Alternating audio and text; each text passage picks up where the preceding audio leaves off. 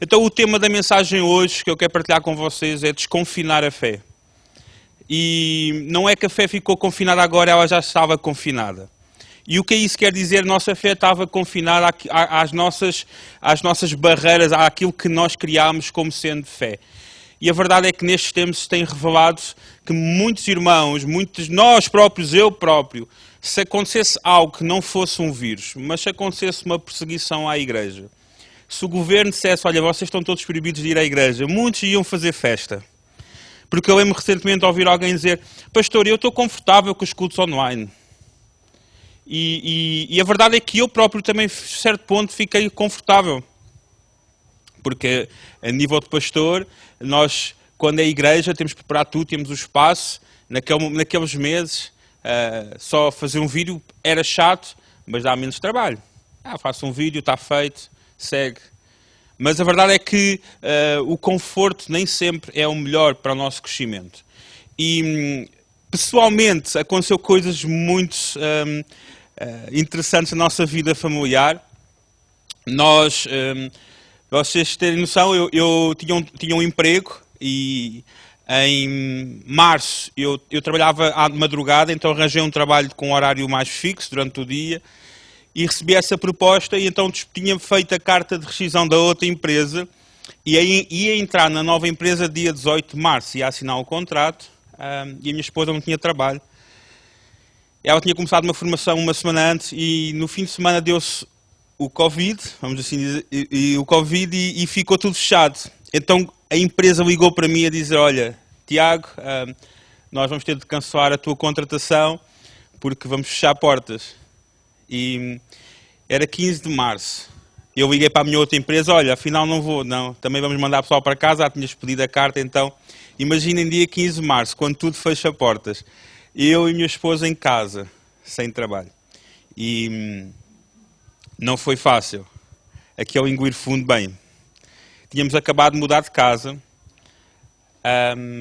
e pensei, como é que só a minha renda de casa são 550 euros. E eu pensei, como é que vai ser? Entretanto, encontrar trabalho no início da pandemia e começámos a orar e a pensar, Deus, o que é que vai acontecer? E parecia que estávamos a ir para um deserto, parecia que Deus estava-nos mesmo... E fiquei 15 dias em casa, sem trabalhar, sem nada. Estávamos a fazer os vídeos para o pessoal, para a igreja. E eu lembro que no fim do mês eu recebi o valor, o acerto da outra empresa, mas não ia chegar, nem pagar a renda, recebi 600 e poucos euros. E depois a minha esposa recebe lá um valor de 300 e tal euros de uma empresa que lhe tinha prometido trabalho, mas não tinha ainda iniciado o trabalho. Nós mandaram dinheiro, então passado uns dias descobrimos que a empresa que tinha prometido trabalho registou o contrato dela 2 dias antes de acontecer o Covid. Então nós não sabendo, ela tinha trabalho, ficou em casa uns meses depois a receber, porque eles tinham registado o contrato. Como Deus faz as coisas, ou seja, passados uns dias eu arranjei um part-time num supermercado, entretanto apareceu a empresa onde eu estou hoje a trabalhar e Deus coloca-nos nos lugares mais bizarros. Então, para vocês terem noção, eu hoje trabalho na empresa, na indústria farmacêutica, e eu é que trato dos testes, eu é que vou receber as vacinas da Pfizer agora dia 1 de janeiro. Então, se vocês quiserem cunhas, estou a brincar, não é? Não. Mas tenho lá uns frasquinhos com água, se vocês quiserem, eu digo, meto lá a vacina do Covid, vocês bebem e ficam. Se vocês acreditarem mesmo, acho que vai funcionar. Mas, obviamente que não ficámos ricos, mas Deus tem sustentado. Trabalho na parte da logística, de tudo o que é medicamentos. E a minha esposa está na empresa que, por lapso, Deus já sabe como é que faz as coisas. E Deus tem cuidado das coisas e nesse período todo em que nós vimos a mão de Deus, em que nós, obviamente, temos 2 filhas, né? Temos gêmeas, a nossa Letícia e a nossa Clara, nós pensamos, porque toda a nossa vida nós sempre temos dado a nossa vida para servir o Senhor, E nunca foi nossa pretensão, os bens ou as condições. Obviamente que todos nós somos humanos e gostamos de chegar a casa e não faltar nada, mas Deus já me deu a lição na vida em que já faltou muita coisa, e então sou grato a Deus por aquilo que Ele tem dado. Mas para vocês perceberem um pouco como Deus trabalha, e Deus não desampara aqueles que temem a Ele. E esse tempo mexeu com o meu coração, com tantas coisas, porque eu comecei a pensar, puxa, sou mesmo maluco, agora estou a plantar uma igreja no meio de uma pandemia, em que quase ninguém quer ir à igreja. E tenho pastores amigos meus com igrejas, se calhar, 100 vezes maiores que a minha, e estão com dificuldades. E eu sou maluco porque vamos plantar uma igreja. Nós, agora, em novembro, nós alugámos um espaço em Setúbal, começámos as obras, e eles perguntaram, mas como é que vocês estão a pagar? Não temos dinheiro. Eu fiz um cartão de crédito para pagar as obras e temos dinheiro para 2 rendas nos próximos meses.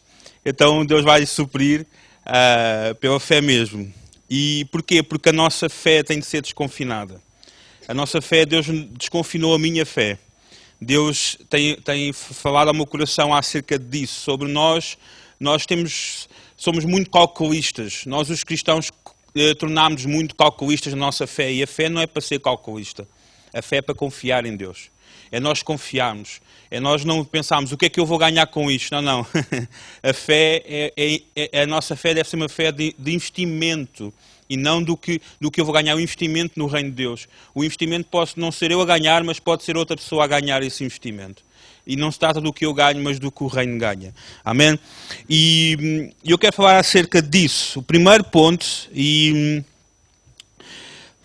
diz, o confinamento revela o nosso coração. Ou revelou o nosso coração. Em Ezequiel capítulo 20, verso 5 ao verso 10, leram um desabafo da parte de Deus, quando o povo estava no Egito e Deus estava a contar esse episódio. Diz em Ezequiel capítulo 20, verso 5, diz, quando escolhi a Israel e abençoei a família de Jacó, revelei-me a eles no Egito e disse-lhes solenemente, eu sou o Senhor o vosso Deus. Jurei solenemente nesse dia que havia de fazê-los sair do Egito e de os conduzir a uma terra que escolhi para eles. Uma terra que o leite e o mel correm como água. Na realidade, a melhor de todas as terras. Pedi-lhes que se desfizessem dos ídolos abomináveis que adoravam e que não se tornassem impuros com os falsos deuses do Egito. Porque eu sou o Senhor, seu Deus. Porém, eles revoltaram-se contra mim e recusaram-se a ouvir-me. E não se desfizeram dos ídolos abomináveis, nem dos deuses do Egito. Cheguei a ponto de querer fazer-lhes sentir o peso da minha indignação, mesmo ali, no Egito, mas não o fiz, pois isso teria trazido desonra ao meu nome, porque tinha já comunicado a Israel, na presença do povo entre o qual viviam, que os faria sair do Egito. Por isso, trouxe-os para fora do Egito, para o deserto. E nós lembramos, e o povo de Israel mostrou o coração, mesmo tendo as promessas de Deus no Egito. E o que é que aconteceu no deserto? O povo foi fiel. O povo começou a murmurar, a se queixar. O povo começou a olhar para as coisas más, para as dificuldades. Quando viram a terra prometida, o que é que eles viram? Boa terra. Eles viram de facto que era uma boa terra. Mas a seguir eles disseram, mas tem lá gigantes. Tem problemas. Não. E o que aconteceu? Eles morreram aquela geração morreu no deserto. E muitos de nós, e eu quero que nós possamos fazer esta comparação. E nós olharmos para este tempo, para este momento que nós estamos a viver, como se o nosso confinamento fosse o deserto para o qual Deus nos tem levado. Para nós sermos moldados, para nós olharmos para as promessas que Ele tem para nós enquanto igreja. E nós as vivemos completamente. E sabem, o nosso deserto físico tem revelado o nosso coração da forma que revelou o povo de Israel. E o deserto é o prova as intenções, o deserto mostra as motivações.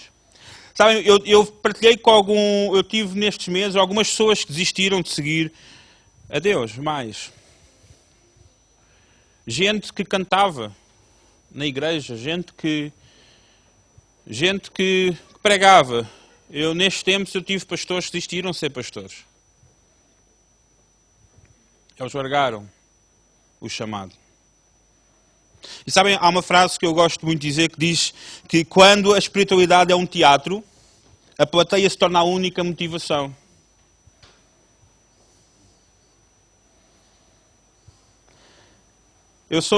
Eu tenho muita dificuldade em ser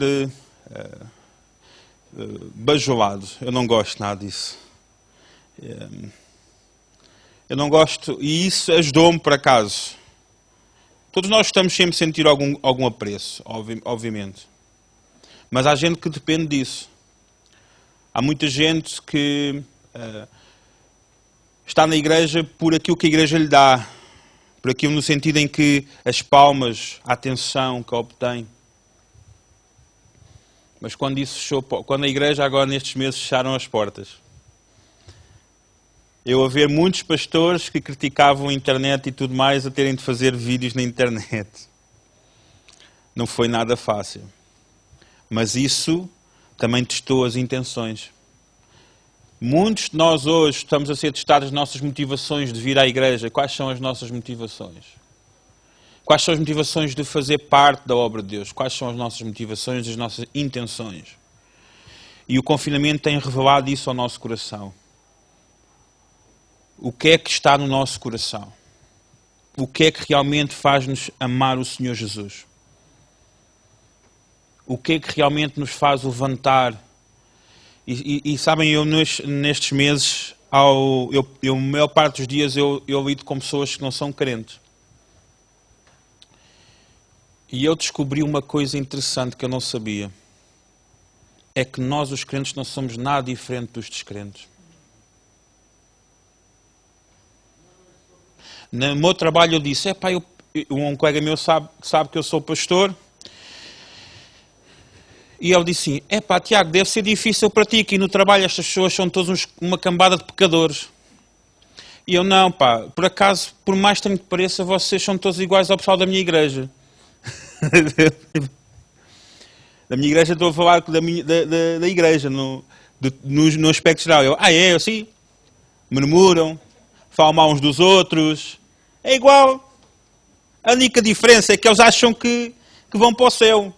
Vocês sabem que não vão, não é? Eu sei que não vou para o céu. É a única diferença. Mas na verdade é tudo a mesma gema. É assim, eu pensava que eram diferentes. Mas afinal vocês e eles são todos iguais. Murmuração, falar mal dos outros.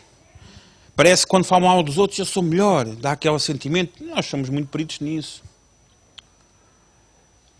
O único problema é que eu disse, a única coisa que vocês são melhores que os crentes é que vocês não faltam ao trabalho porque recebem. Os crentes faltam à igreja porque não recebem. Eles não vão receber.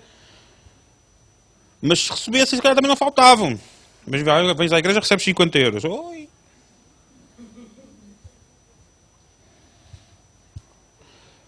E nós precisamos desconfinar a nossa fé para nós realmente sermos diferentes. Não é sermos melhores. É sermos diferentes. Porque eu não quero ser melhor do que uma colega de trabalho. Eu quero ser diferente dele. Porque não se trata de ser melhor. Trata de ser diferente. Trata-se de mostrar o outro lado da vida que Jesus trouxe até mim. Eu lembro que uma colega vem falar mal do outro. Vem dizer assim, olha, Tiago, aquele outro colega disse foi isto de ti. Eu, é? Está bem. Chega aqui. Falaste isto de mim. Mas não era para tu dizeres. Não te posso contar nada. Tu vais logo dizer. Eu já te disse. Se não queres que o outro saiba, não me contes. Cortamos as coisas. É por isso que agora ninguém fala mal de mim no trabalho. Pelo menos eu não ouço. É por isso que ninguém fala mal. Eu sou pastor, é por isso que nenhum irmão fala mal de mim. Pelo menos eu não sei. Porque eles, quando falam mal de mim, sabem que eu vou logo ter com eles. Então, o que é que dói? Mas nós precisamos pensar nas coisas e pensar que nós precisamos ser maduros, espirituais, vamos ser diferentes. Se há algum problema... Eu gosto muito de dizer às vezes, eu explico no trabalho e explico ao pessoal na igreja, nós temos de saber separar entre um problema e um dilema. Há coisas que são dilemas, há coisas que são problemas. Os problemas nós resolvemos. Os dilemas nós lidamos. Estão a entender? Os problemas nós resolvemos. Os dilemas nós lidamos. O problema é que nós temos tendência a querer resolver os dilemas e a lidar com os problemas. E isso estraga tudo. E nós precisamos pensar aquilo que está à nossa volta, na nossa vida.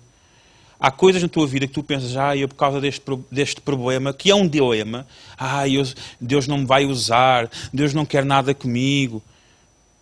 Isso é um dilema que tu tens de aprender com Deus a lidar. Um problema que tu resolves com Deus e Deus vai resolver. Mas há coisas que são dilemas. Às vezes dilemas de família, coisas. Lida isso com Deus. Então o deserto, ele revela ao nosso coração. O deserto, ele mostra aquilo que está no nosso coração de errado. E neste tempo todo, tem sido algo que Deus mexeu no meu coração, Deus magoou-me completamente. Deus apertou-me completamente ao ponto que eu pensei mesmo de... Um dia eu acordei e pensei, hoje vou deixar de ser crente. Vou deixar de ser crente, vou deixar de ser pastor. Estou farto desta gente toda. As pessoas do meu trabalho são iguais às pessoas da minha igreja, eles não mudam e eu estou-lhes a dizer para mudar e eles não querem mudar. Estou farto disto. Não quero mais ser pastor. Estou tão bem assim, olha, vou à igreja de 15 em 15 dias, agora com o vírus. Vou lá, vou manter a postura, mas vou dizer ao pessoal, não. Para mim, andar eu a fazer vídeos, para depois me dizerem, pastor, fiquei chateado porque no vídeo vocês pediram oferta. Não vi mais vídeos o mês todo. Dá vontade mesmo de ficar em casa. Só que Deus revelou uma coisa, porque Deus no deserto ele revela muita coisa. Deus perguntou-me por quem tu andas? Por quem tu avanças? Por quem tu fazes as coisas? Por quem tu sonhas? É por eles? Eles são eles? São eles? Ou sou eu? Porquê é que tu dás a tua oferta? Porquê é que tu... É por causa do pastor? Ou é por causa de mim? Qual é a razão? E foi aí que eu fui confrontado. Nesse deserto.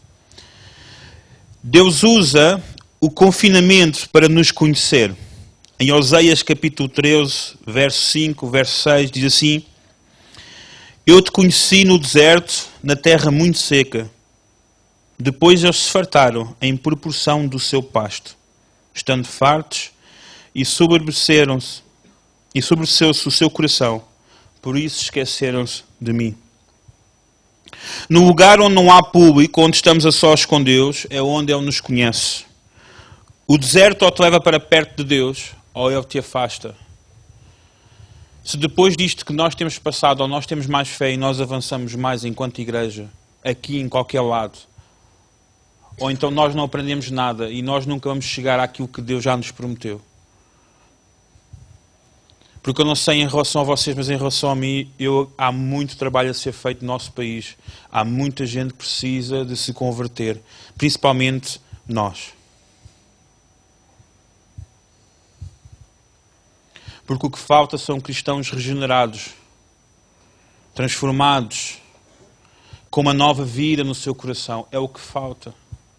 O que falta é vidas que Deus transformou e mudou completamente.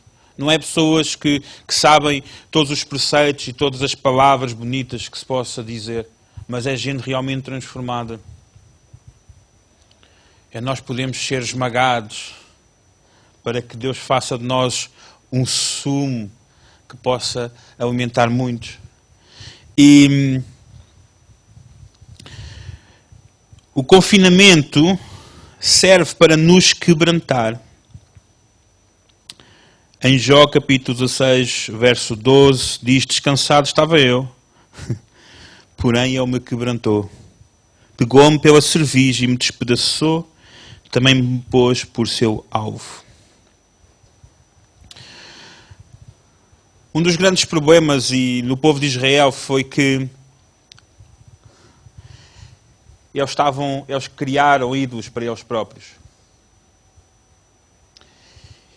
E investiram nos seus próprios altares. Não sei se vocês sabem qual é o sentido, o princípio da idolatria, mas a idolatria não é aquilo que às vezes nós pensamos que é amarmos uma imagem. A idolatria fala acerca do culto do eu. As pessoas criam uma imagem para a imagem fazer o que o eu quero. Estão a entender? A idolatria não é as pessoas é que criam essa imagem, essa ideia. E muitos de nós podemos estar na igreja, ser evangélicos e estarmos a viver vidas de idolatria. Porque criamos um Deus à nossa imagem. E não um Deus real. Um Deus que é verdadeiro. Um Deus que, se for preciso, traz uma pandemia para nos mostrar o quanto Ele nos ama.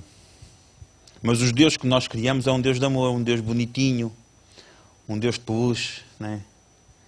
Um Deus que nós carregamos no botão e diz, eu te amo. Mas o Deus real é um Deus, se for preciso, nós vemos a Bíblia de uma ponta à outra, nós vemos Deus a usar as coisas mais mirabolantes para chamar a atenção do seu povo.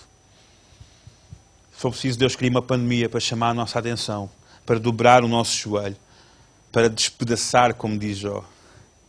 Tranquilo estava eu, na minha vidinha, tão boazinha, com o meu sofá Chezon, com a minha televisão 55 polegadas, com o meu carro novo, BMW. Tão bom, ia à igreja ao domingo, levantava as mãos, saía de lá com uma nova vida. Todos os domingos eu ia lá, tão bem, feliz da vida. Chegava no trabalho e tinha o meu trabalhinho bonito, era bem educado. E mais?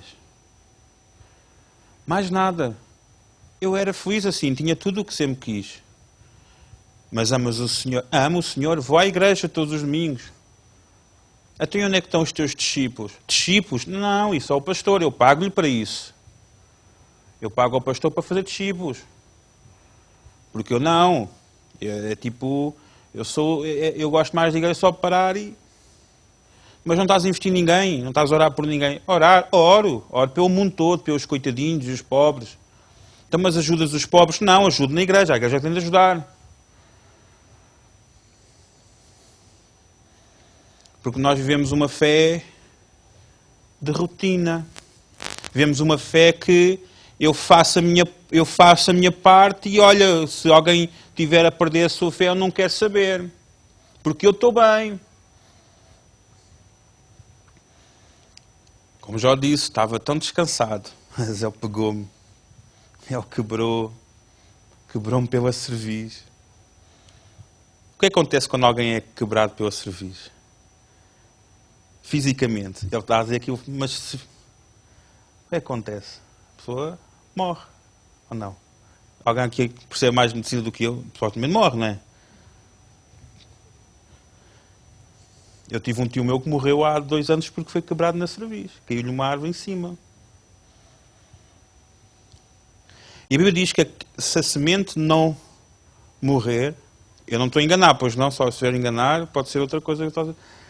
Se a semente não morrer, não pode dar fruto. Se o meu eu não morrer, não pode dar fruto. Sabem? Deus usa o confinamento, já estou a passar, o confinamento serve para nos quebrantar, o deserto vai confrontar o nosso ego, o nosso conforto, e no deserto nasce a unção. Deus usa o confinamento para desconfinar a nossa fé. A nossa fé religiosa nos limitou, ficou confinada com o tempo. Deus nos tem desafiado a olhar para fora da nossa rotina religiosa e olhar para as pessoas lá fora. Olhar para as pessoas lá fora. E isto é algo que eu, enquanto pastor, Deus tem-me ajudado. Porque Eu tenho meu coração arde por evangelismo, mas a religião me tornou evangelista dentro. E eu oro ao Senhor que me ajude a ser evangelista fora, porque é o que deve ser. Não é?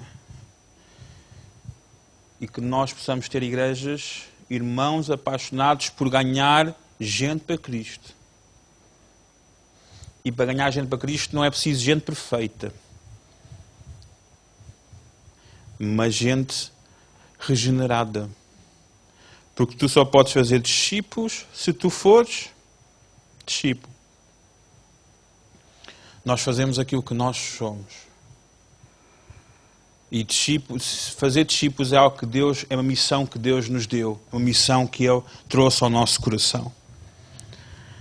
Deus nos tem desafiado a fazer questões importantes e algo que eu fiz nestes meses e algo que Deus falou ao meu coração. E eu sei que aqui vocês não têm esses problemas, vocês aqui não há murmuração, vocês aqui são gente valente. Estou a falar a sério. É a minha opinião sobre vocês todos.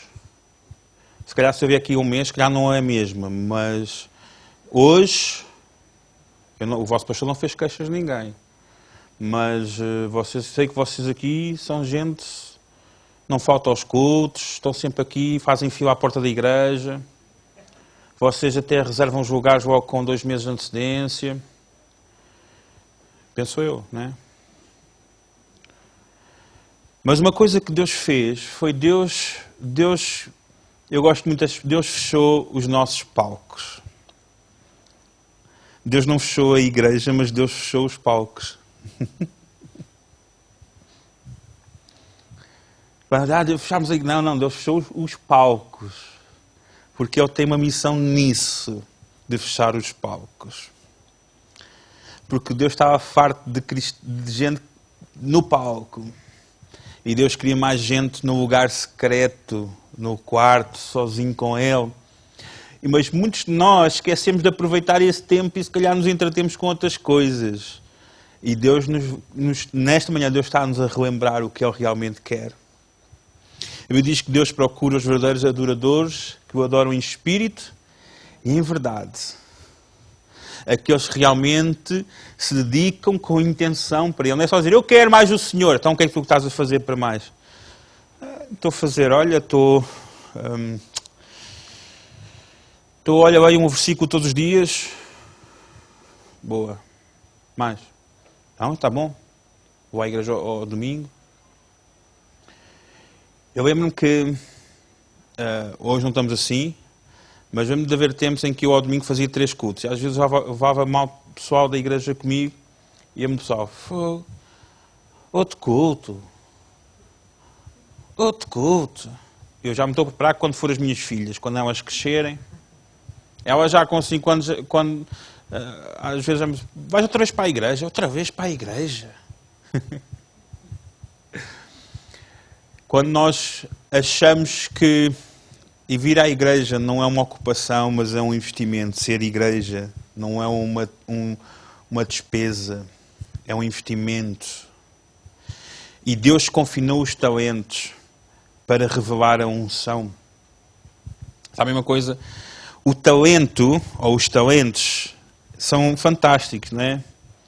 Nós fomos norte a sul do nosso país, nós encontramos músicos, pessoas talentosas nos palcos de igrejas. Muitos deles hoje são músicos famosos, são cantores famosos e o talento faz vibrar as pessoas. O falar bem, o pregar bem,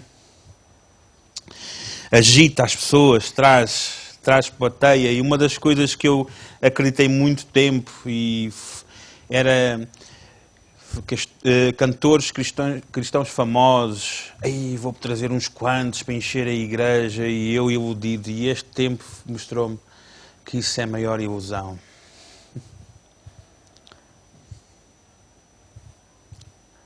A maior ilusão é nós avaliarmos o espírito pelo talento.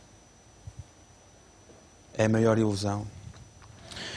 Mas sabes, Aquilo que Deus quer não é pessoas talentosas, mas é pessoas ungidas.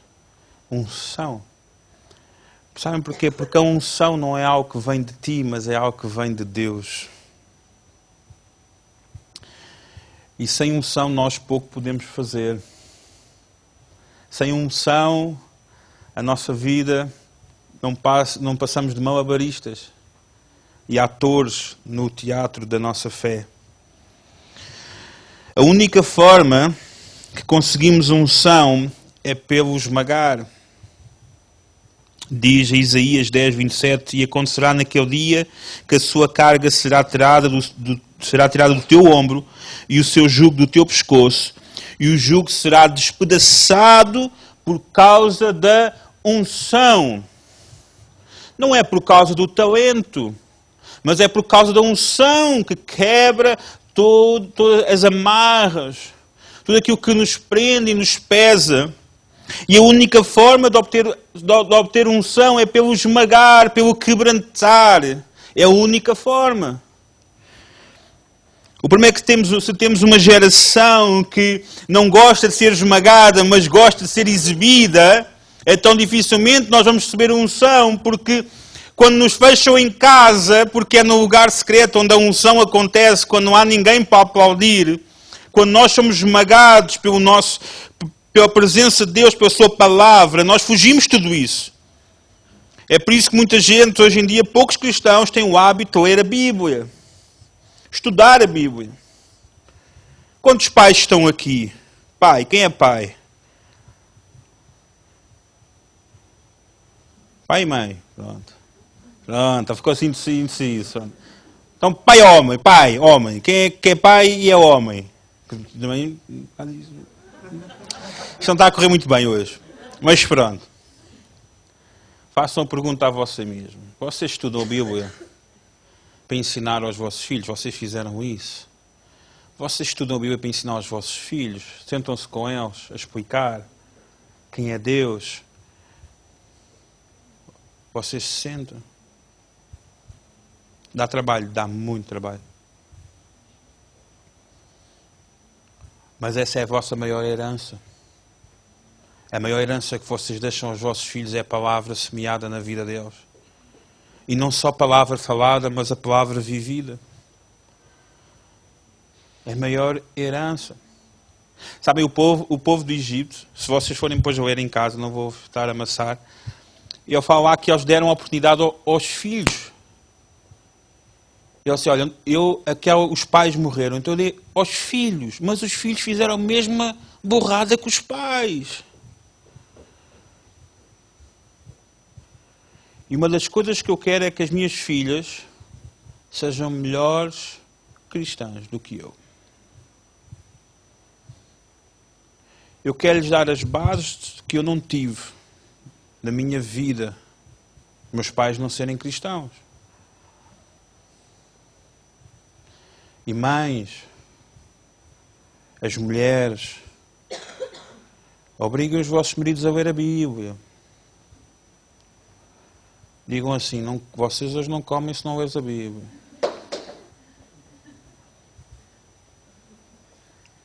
Não tratem os vossos maridos como meninos, porque hoje há os homeninos. Não são homens, são uma mistura. Ficam amoados. E uma coisa que eu detesto ver é homens amoados. Aí dá-me uma... Não falam.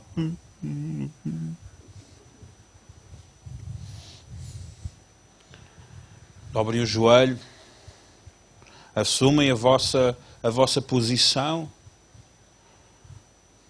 Porque falamos muito, nós homens somos muito falar, nós gostamos muito de manter aquela postura, mas na verdade, onde é que está o nosso resultado?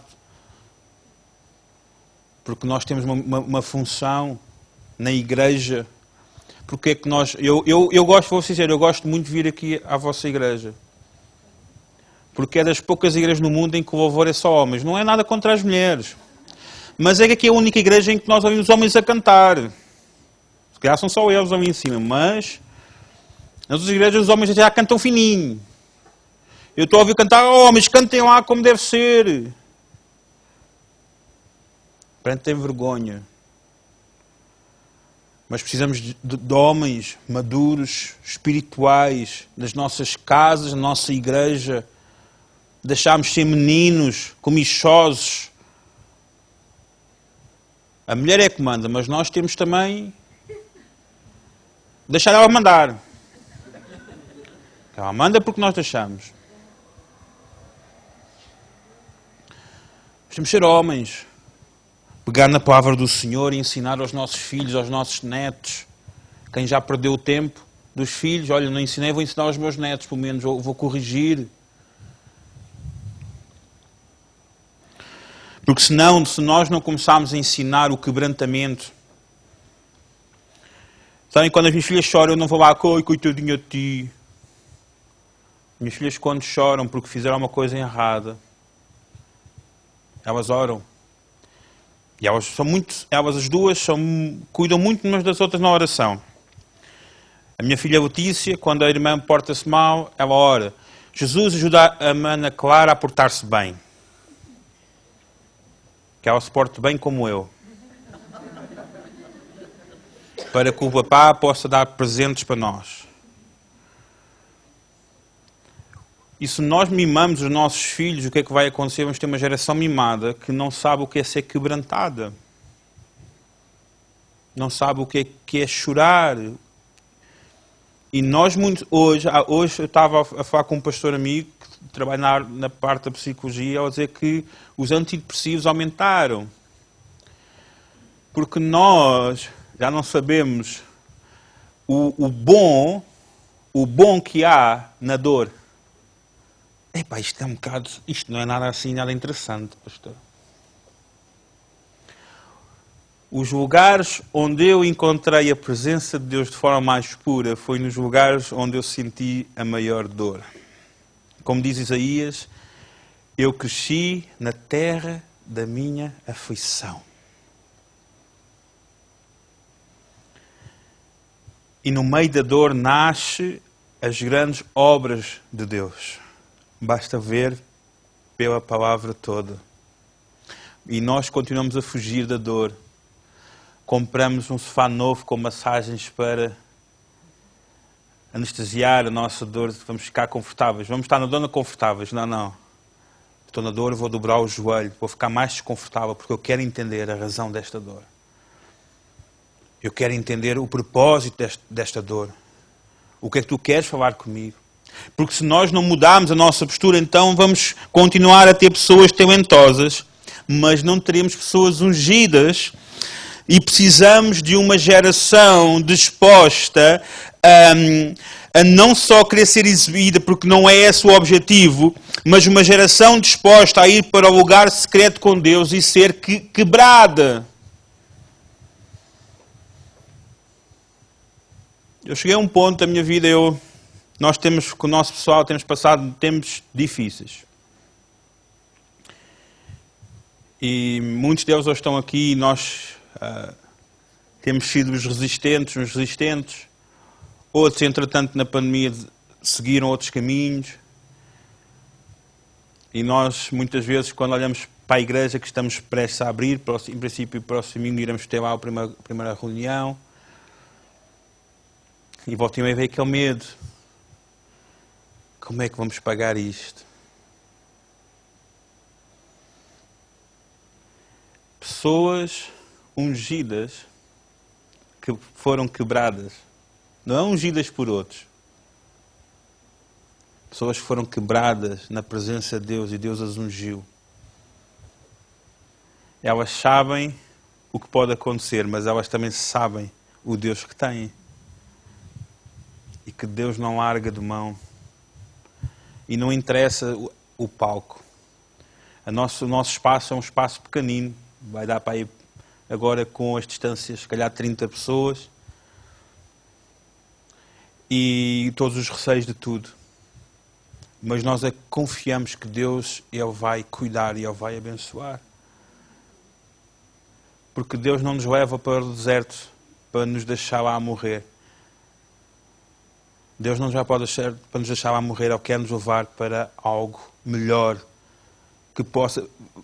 No início, sabem porquê que Jesus não fez o povo sentir a fúria dele logo no Egito? Por causa da honra do seu nome.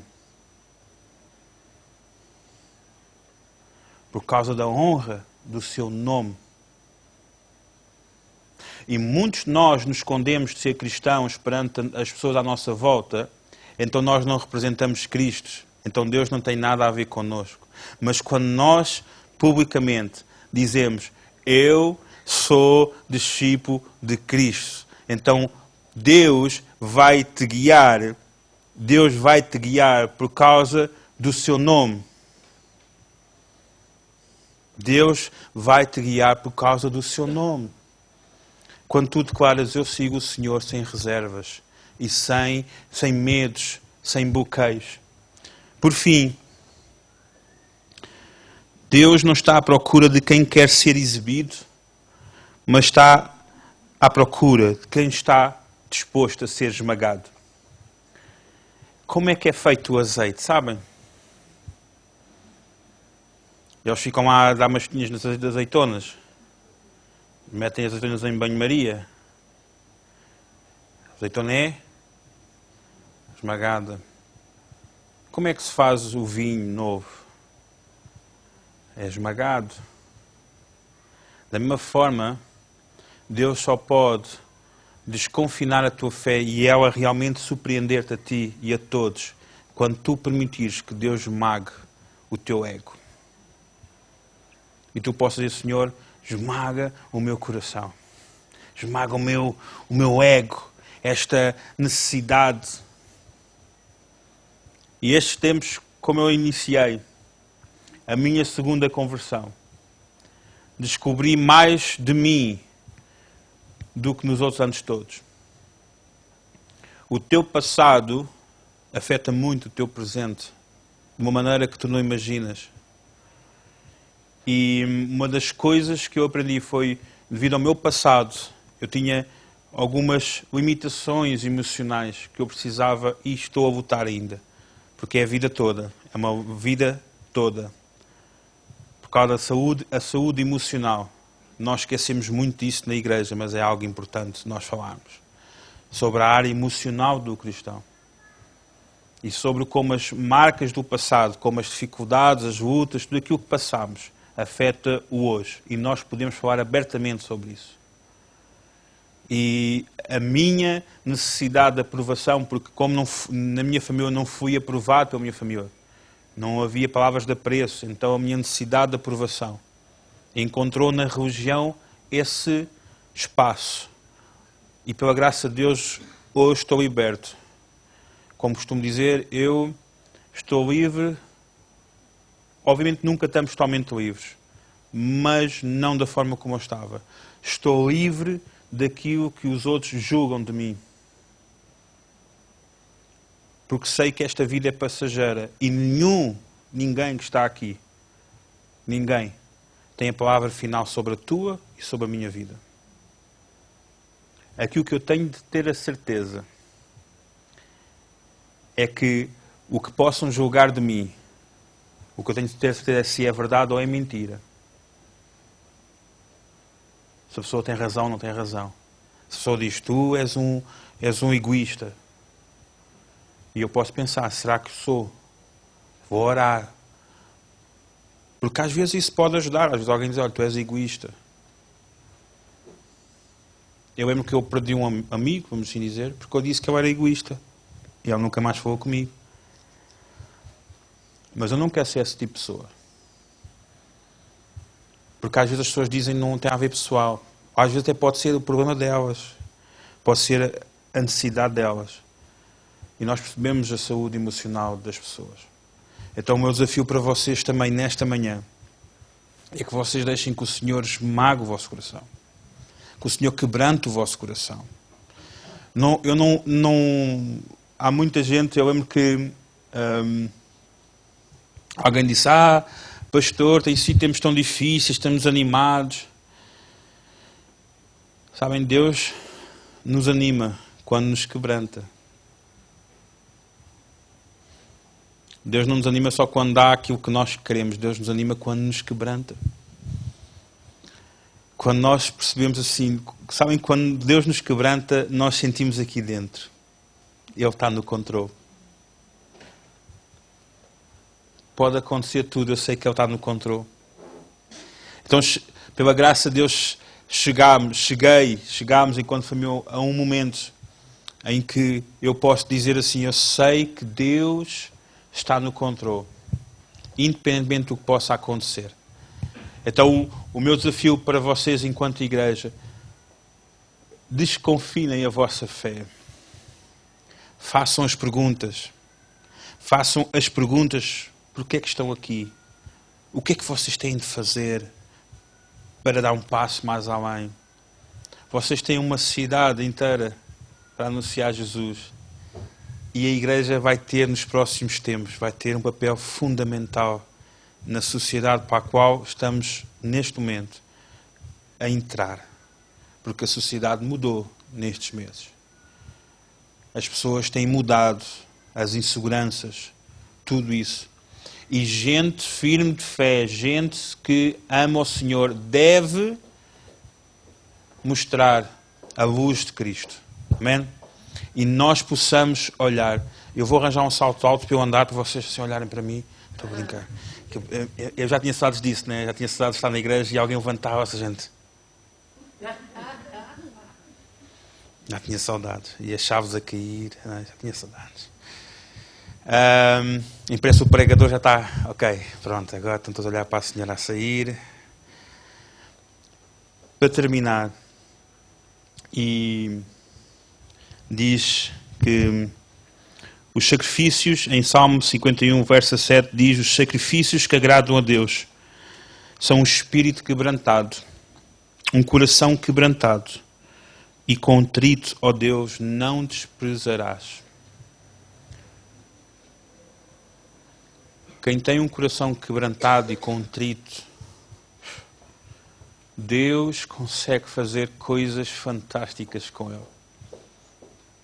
Quem tem um coração quebrantado e sedento, o Senhor Deus consegue... é maleável. É alguém maleável. Corações duros, Deus não consegue trabalhar. É por isso que Deus diz que vou tirar o vosso coração de pedra e colocar um coração de carne, para ser maleável, para Deus moldar e trabalhar. Quem quer ser moldado pelo Senhor? Quem quer ser usado pelo Senhor? Tem certeza? Alguém? Vejam lá, é que o Senhor Ele muda os nossos planos. Ele nos leva a cometer loucuras. Não é? E Ele nos leva para as covas, para o pé dos leões e lá a fornalhas e tudo mais. Temos de ter a certeza, quando nós fazemos tal afirmação: Senhor, quebranta o meu coração. Amém?